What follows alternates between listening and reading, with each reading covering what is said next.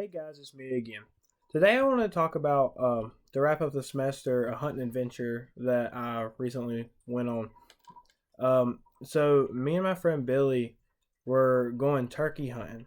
So he has this place down at his grandma's, and his grandma has about 300 acres, probably 150 on one side of the road and 150 on the other side of the road. Well, as you remember from my previous coyote hunting video, my first video that I did, I explained the bottom and the setup of where we would be hunting for the coyote hunting, and it was basically the same thing. So, first off, we started across the road behind his grandma's house. So, there's these big rolling hills with a lot of woods in between them in the valleys, and there's cattle in all of them. We start off over there, and all you hear across the road when it starts getting daylight is gobbling everywhere. We heard probably 12 gobblers over there that we could count and distinguish between. So we decide, okay, we need to move over there. So we pack up, and I run and get the truck, and while Billy and Dad walk down to where I'm going to pick them up at, I pick them up and we drive across the road to a feed barn. Well, we decided to sneak up and try to figure out where they were. So we sneak up this hill, and there's this massive, basically, cliff that has a road cut into it. So we walk up the road and get to the top, and me and Billy crawl over the top to see if there's any birds up there. And sadly, there's not. So there's a big oak tree sitting out in the middle of the field looking down toward the woods. So, mind you, we're on top of a really big hill, and there's big bottoms below us. So we walk up to the oak tree, and I'll go set out the decoy, and there's one that gobbles right in front of us. So by the time we get over there, they're just on top of the ridge, and they're feeding, and we can see them. So we sneak around, and we sit down, and we try to call them. Well, they don't look like they come to us at first, but then we hear them going down toward the bottom where there's a creek and a plowed field and everything. So we decide that we need to try to sneak down there and see if we can get them to come to us. So me and Billy take off down through the woods, through a hollow that has a bunch of trees in it, and they're all the way down there in the bottom of the pasture. Well, this is when I can't have a gun because I'm too old, and Billy can have a gun, and because it's youth season and he's under 18. So we're going down through there, and we crawl all the way up around the side of the hill, and they're all down there in the bottom across the two creeks. There's two creeks in the bottom, and they're strutting around. There's 5 gobblers and probably 4 or 5 hens.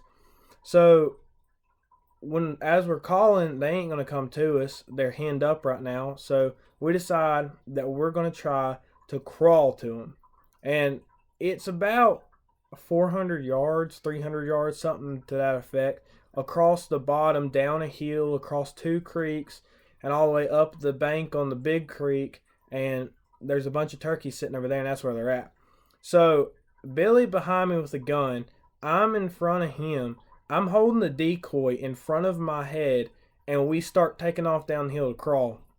So we go down the hill the best we can and cross one creek, and then up another hill, and we're in the woods now.